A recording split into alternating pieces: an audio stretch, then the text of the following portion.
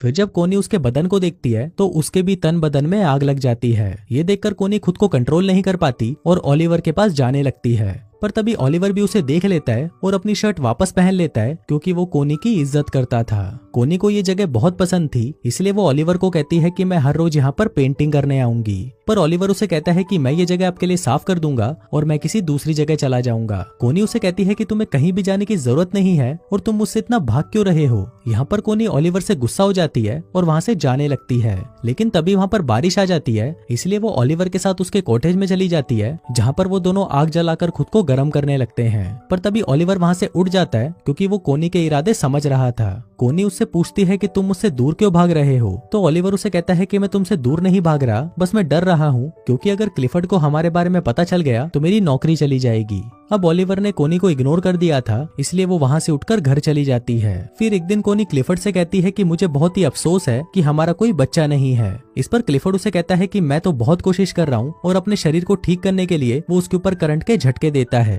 Clifford दर्द से बहुत चिल्ला रहा था और फिर जब आखिरी में कोनी से उसका दर्द देखा नहीं जाता तो वो क्लिफर्ड को रोक देती है। अब क्लिफर्ड इस काम में नाकाम रहता है, इसलिए वो रोने लगता है। अब इसके अगले दिन कोनी जंगल में जाती है, पर तभी उसे ओलिवर के काम करने की आवाज सुनाई देती है तो वो तुरंत उसके पास चली जाती है। जहाँ पहुंचकर वो छोटे चूजों को देखती है और उन्हें देखकर रोने लगती है। उन बच्चों को देखकर उसे अपने बच्चों की याद आती है जो कि शायद वो कभी पैदा नहीं कर पाएगी।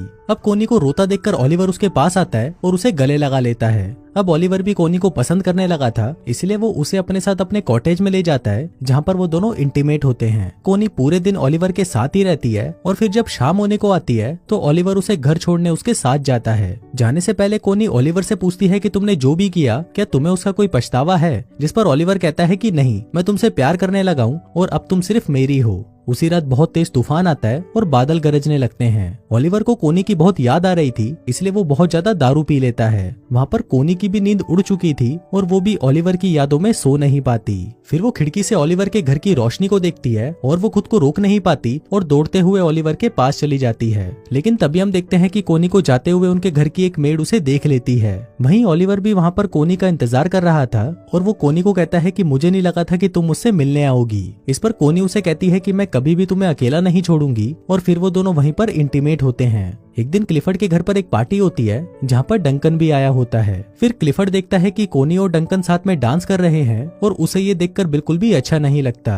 अगली सुबह क्लिफर्ड कोनी से कहता है कि तुम्हारे लिए तुम्हारे पति से ज्यादा इंपॉर्टेंट एक बच्चा पैदा करना है। कोनी हमेशा से ही एक बच्चा चाहती थी और क्लिफर्ड को लगता है कि शायद इसीलिए कोनी डंकन के करीब जा रही है। पर इस बात से कोनी बहुत गुस्सा हो जाती है, जिस पर क्लिफर्ड उसे कहता है कि उसे इस बात से कोई फर्क नहीं पड़ता कि तुम किसी से भी अपना बच्चा पैदा करो, बस वो बच्चा मेरा होना चाहिए। अब इस बात से गुस्सा होकर कोनी ओलिवर के पास चली जाती है और उसके साथ इंटीमेट होती है। फिर एक दिन कोनी को पता चलता है कि वो प्रेग्नेंट है और वो इस बारे में क्लिफर्ड को बताती है। क्लिफर्ड ये सुनकर बहुत खुश होता है और वो कोनी से उस आदमी का नाम पूछता है, पर कोनी उस आदमी का नाम नहीं बताती। एक दिन क्लिफर्ड ओलिवर से मिलने उसके पास जाता है और वो कोनी को भी अपने साथ चलने को कहता है। अब वो दोनों जा ही रहे थे कि तभी ओलिवर पीछे से आता है और कोनी को पकड़कर किस करने लगता है। अब वो दोनों किस कर रहे थे कि तभी क्लिफर्ड कोनी को आवाज लगाता है। दरअसल क्लिफर्ड की गाड़ी कीचड़ में फंस गई थी, पर तभी वहाँ पर ओलिवर आता है और उसकी गाड़ी को धक्का लगाने लगता है। पर इसी दौरान वो खांसने लगता है क्योंकि खदान में काम करने की वजह से उसके दोनों लंग्स खराब हो चुके थे। फिर कोनी क्लिफर्ड से कहती है कि तुम ओलिवर को रोक दो, नहीं तो वो मर जाएगा, लेकिन क्लिफर्ड ऐसा नहीं करता।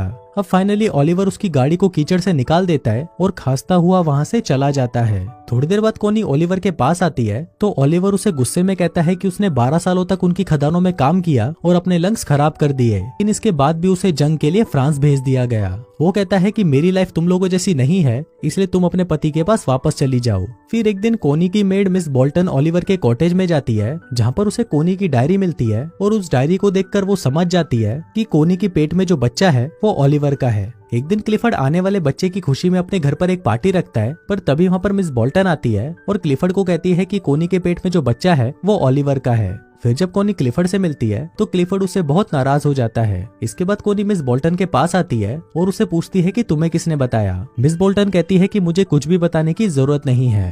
अब कोनी को लगता है कि शायद मिस बोल्टन को ओलिवर ने बताया होगा, पर मिस बोल्टन उसे कहती है कि उसने मुझे कुछ नहीं बताया। अब इस बात से कोनी रोने लगती है और उसे कहती है कि वो ओलिवर से बहुत प्यार करती है। फिर मिस बोल्टन उसके पास आती है और उससे माफी मांगते हुए कहती है कि जल्दी से ओलिवर के पास जाओ, वरना तुम्हारा पति उसे मार देगा। अभी सुनकर कोनी भागते हुए ओलिवर के आउट हाउस में जाती है और देखती है कि वहाँ पर कोई नहीं होता। ये देखकर कोनी रोने लग जाती है, पर तभी वहाँ पर ओलिवर आ जाता है और उसे देखकर कोनी उसे गले लगा लेती है। इसके बाद हम देखते हैं कि कोनी क्लिफर्ड के घर पर आती है, जहाँ पर वो उससे डिवोर्स मांगती है, पर क्लिफर्ड उसे मना कर देता है और ओलिवर को बुलाने के लिए कहता है। पर फिर जब ओलिवर वहाँ पर आता है तो वो दोनों आपस में बहुत बहस करते हैं और फाइनली कोनी और ओलिवर क्लिफर्ड के घर को छोड़कर चले जाते हैं। फिर उनके जाते वक्त क्लिफर्ड वहाँ पर आता है और वो कोनी को तलाक देने के लिए मान जाता है। दोस्तों, ये फिल्म किसी भी तरह से कोनी के ये काम को जस्टिफाई नहीं करती। कोनी ने क्लिफर्ड के साथ जो भी किया वो सही नहीं था। यहाँ पर डायरेक्टर आपके लिए ओपन एंडिंग छोड़ देता है, जहाँ पर आपको खुद डिसाइड करना है कि कौन सही है और कौन गलत। और दोस्तों, इसी के साथ ही ये कहानी यहीं खत्म हो जाती है।